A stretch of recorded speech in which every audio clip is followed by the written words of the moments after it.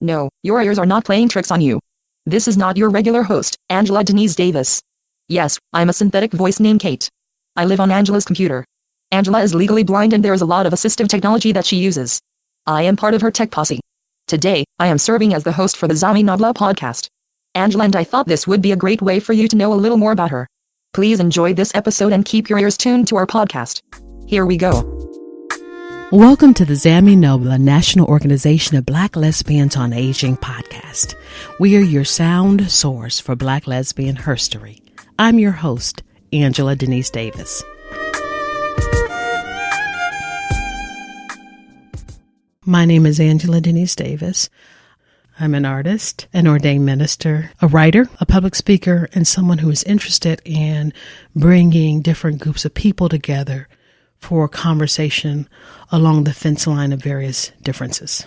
Why did you create this podcast? I have been interested in radio and audio for a very long time, ever since I was a little kid. And at night, my sisters and I would listen to radio dramas with the little FM AM transistor radio underneath our pillow at night. And our mother couldn't hear it. And it was just a world of adventure and information. And it spoke to me. I remember growing up in Wichita, Kansas, and the college radio station for Wichita State University was KMUW. I remember listening to KMUW and the different radio stations in Wichita and being fascinated with the power of sound and voice. And I never let go of that. So when I thought about what I wanted to do next vocationally in terms of what I felt I was being called to in the world, the work I was being called to, I thought about my joy for audio and radio. And I've always been interested in podcasting. Over the past 10 years, thought it was something that I wanted to get involved with. But at the time, it just seemed like it required too much technology and too much time, and I didn't have that then. What changed to make you reconsider getting into podcasting? 15 years ago, I had a profound loss of vision. And with that loss of vision came a new direction for my life. I decided that it was important for me to pursue the things that were a part of my wheelhouse and things that I found exciting and brought me a great deal of career pleasure. So when I had a shift in my career at the end of last year, I spent some time discerning what it was that I wanted to do. And ultimately, I saw that podcasting combined a lot of the things that interest me. Those things included writing, production, graphic design, audio, and public speaking. It was kind of like my passion for printmaking in college that combines paint, ink, drawing, cutting into the wood or the linoleum block, sculpture, and production. I found that these two things, printmaking and podcasting, both really gave me opportunities to see how I like to group my skills and my skill set. It just seemed natural that I would explore this, particularly at a time when we understand that there is a need for more diversity in podcasting. What type of diversity do you bring to the field? Well, I sometimes tease people and say that I'm a real colored woman. I use a white cane. I'm a Black woman and I live in a rainbow community. As a blind Black lesbian, I fully understand that my vantage point is quite different from other people. So, of course, all of that is going to be a part of how I create podcast and the type of guests we bring on and the type of information we share. I understand that there's just not a lot of content out there that's really geared and directed towards older Black lesbians. So this was an opportunity for me to bring all of my intersections to this type of work to make a difference and to make sure that when people look back on us 10 years, 20 years, 30, 50, 100 years from now, they will see the work that we've been doing as Black lesbians. Tell me a little about your background. I grew up in Wichita, Kansas, and I remember feeling like a different kid. Not understanding exactly what that difference meant, but knowing that I was different from the other kids in my high school. And it was a very kind of lonely, typical I think, growth period for a young girl who was not aware of the fact that she was a lesbian. And so I had to really wrestle through those years. At the same time, I realized that I had a call to ministry and having to, discern, what that meant for me as a young woman, understanding that I was a lesbian, probably, but not really sure of that. And it took me 10 years from the time I was in college to the time I had finished divinity school to really understand, this is what this difference is. You're a lesbian. And with that difference came an understanding that not only are you a lesbian, but that you are fearfully and wonderfully made. That my soul knew well. It was a process.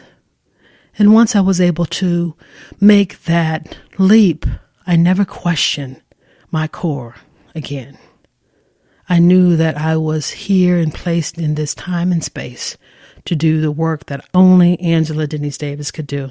And that's a journey with a much longer story, but that's kind of basically it. How did you become blind? I think that a lot of times people, when they encounter people with disabilities, they want to know about the origin of the disability. It is inappropriate for someone just to come up and ask a stranger about his or her disabilities. I tend to make that a teaching moment because I understand that most people don't have opportunities to really encounter and talk to people with disabilities. So if I'm feeling like it's a good day, I will have a conversation with someone. But the gist of the story is that 15 years ago, I went to Namibia and spent 2 weeks there as part of a teaching team when I was working at Vanderbilt University Divinity School. I was the admissions director.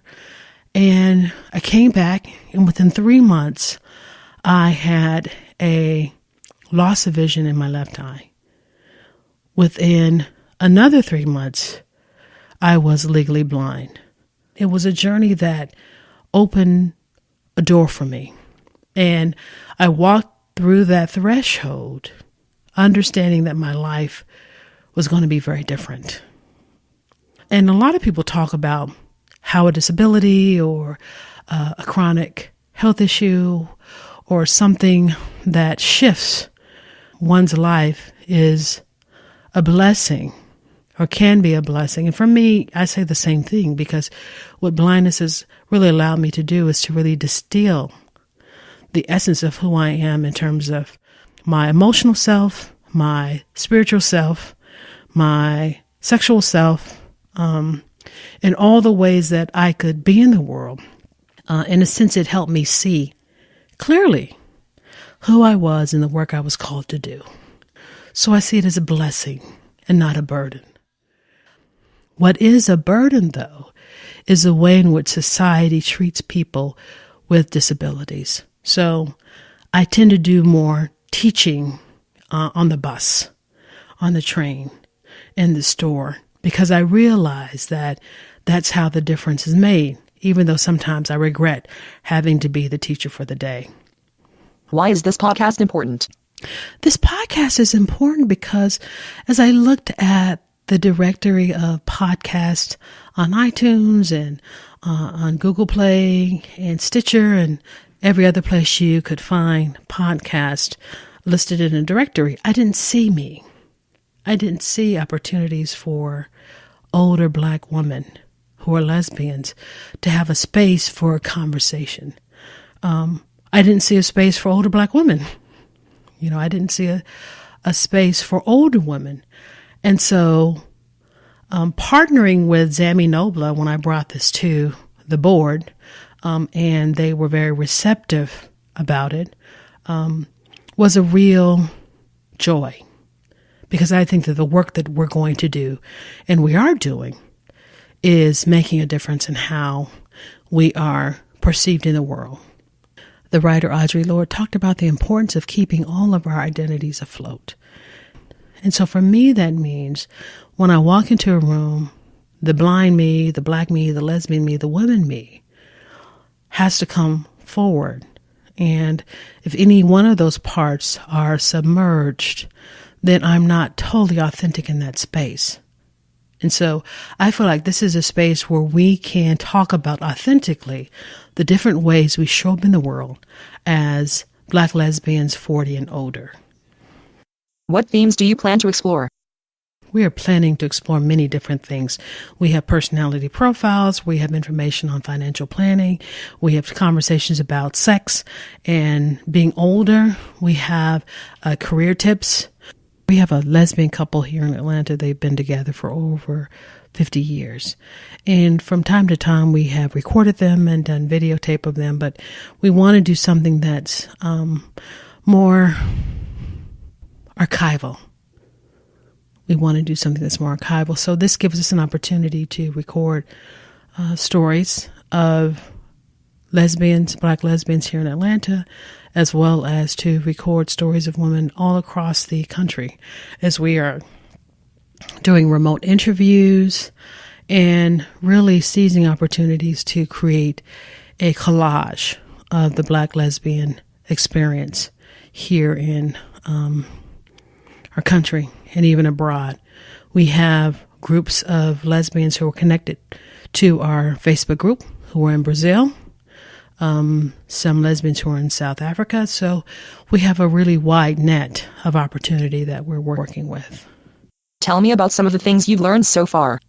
I think for me, the highlight has been finding a place where I can do the work that I've been called to do. As a minister, I have a very broad reach. I preach basically within Unitarian Universalist circles and within the Unity Fellowship movement and with other similar like-minded spiritual communities. And having an opportunity to explore some issues of spirituality and sexual identity is very important. You know, being a blind woman and being able to talk to people about how they experience their lives as Black lesbians with disabilities is very important. Being in conversation with women who are doing these great creative artistic things, that's very important. Talking about issues of mental health and things that are very specific to our community is very important to me. So I think the highlight for me is just the fact that I found a place to do the work I feel like I've been called to do in the world. And that feels great. It's not necessarily easy work because I am the creator and the producer. I do all the editing and all that stuff and the hosting of the podcast. But it's great work. And in time, as we build our audience and get more funding and support, we can develop a team of people who can be a part of this process. But right now, we're kind of limited in that aspect, but know that one day we're going to be able to do that. What is the one thing you want to tell Black lesbians about Black lesbian her story? I think I want people to know just how important it is to take pictures, to write articles, to write letters, to record conversation. I believe that writing and producing imagery and all this stuff, these are receipts of our existence. And if we're able to create these items that have some archival purpose, then we're writing our own story, our present and our future. So I'm excited about also helping other Black lesbians find out the technology and the method of doing the type of work that I'm doing, because I believe that the more we can collect these stories and archive them, the larger we can make our presence known in the present and in the future. So I'm really excited that there are women who are excited about the podcast and who want to participate. And I'm always interested in hearing from women who want to share their stories. So I look forward to getting emails from women. You can send it to my podcast at ZAMINOBLA.org email, and we can have a conversation about how we can share stories and just what the larger sense of our being a sound source for Black lesbian history, what that means to us. And that's really a communal thing. What is the takeaway for listeners today? I think I want to leave the listening audience with the idea of making it happen for ourselves. If there's something that you want to do and you feel called to do in the world, now is your time to do it. Not tomorrow, and it wasn't yesterday, it's now. And so we have to build coalition and community around doing the work that we want to do, and know that the work we're called to do can make a difference in the world. So instead of waiting for tomorrow for things to be perfect, do what you need to do today in order for the job to get done. Sometimes done is better than perfect.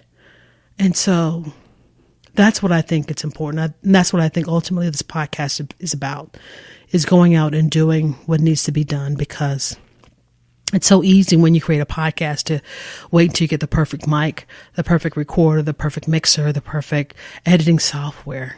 And I really discovered that perfection is not the goal. It's really about getting it done and getting what you need to do the job. So I think that's the takeaway. Do what you need to do in the world. Get the job done. And you'll discover that you can make a difference. Because you are the difference. No one is going to do the work for us. No one is going to do the work of recording the stories and narrative of older Black women who are lesbian, except older Black lesbians. And that's what we're doing.